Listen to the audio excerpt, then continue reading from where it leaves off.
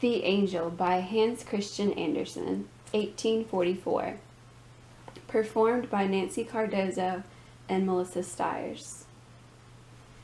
With the child in her arms, the angel flies, wandering about through beautiful gardens the child has seen in her lifetime, looking at the different flowers. Which of these shall we take with us to heaven to be transplanted there? The child looks around and sees the rose bush that had a broken stem, with half-open rosebuds that hung faded and withered on the trailing branches. Poor rose bush, let us take it with us to heaven, that it may bloom above in God's garden. The angel takes up the rose bush, and then she kisses the child. The child half opens her eyes. The angel gathers some beautiful flowers, including a few buttercups.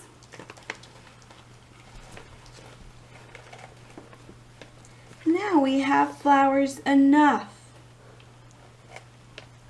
It is nighttime in the town.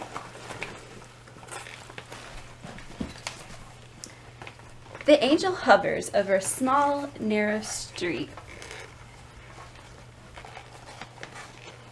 in which lay a large heap of straw, ashes, and sweepings with fragments of plates, pieces of plaster, rags, old hats, and other rubbish not pleasant to see.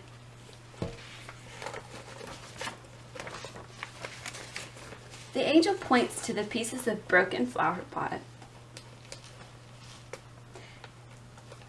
and a lump of dirt which had fallen out of it, held together by the roots of a withered field flower, which had been thrown amongst the rubbish. We will take this with us. I will tell you why as we fly along. The angel flies with the girl and begins to tell a story along the way. Down in that narrow lane, in a low cellar, lived a poor sick boy. He had been afflicted from his childhood, and even in his best days, he could just manage to walk up and down the room on crutches once or twice, but no more. During some days in summer, the sunbeams would lie on the floor of the cellar for about half an hour.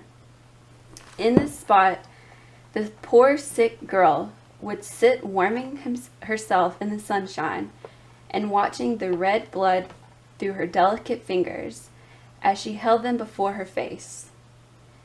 Then she would say she had been out, yet she knew nothing of the green forest and its spring verdure, till a neighbor's son brought her a green bough from a beech tree. This she would place over her head and fancy that she was in the beech wood while the sun shone and the birds caroled gaily. One spring day, the neighbor's boy brought her some field flowers, and among them was one to which the room was still adhered. This she carefully planted in a flower pot and placed in a window seat near her bed. And the flower had been planted by a fortunate hand, for it grew, put forth fresh shoots, and blossomed every year.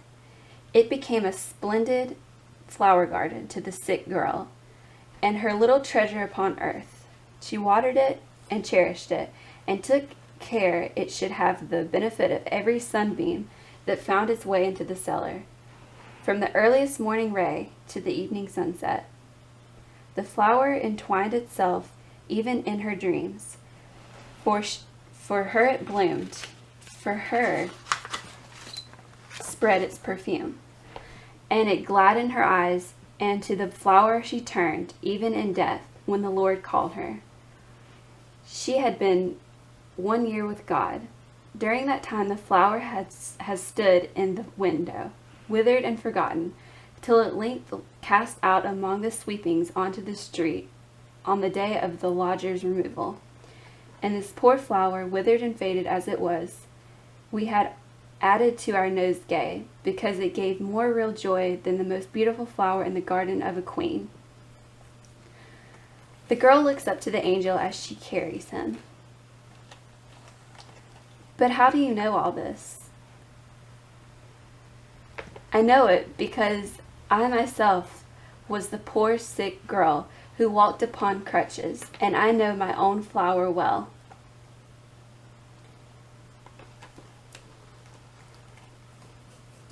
The angel opens her eyes and looked into the glorious, happy face of the angel. The two are now in heaven.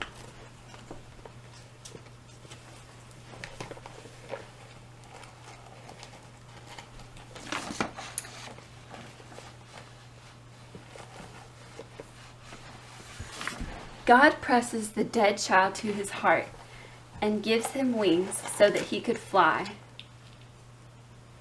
hand in hand with the angel.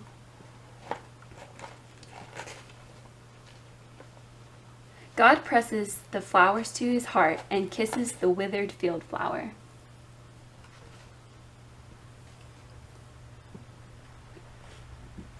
The flower received a voice. The group joins in the song of the angels who surrounded the throne. They all join in the chorus of praise.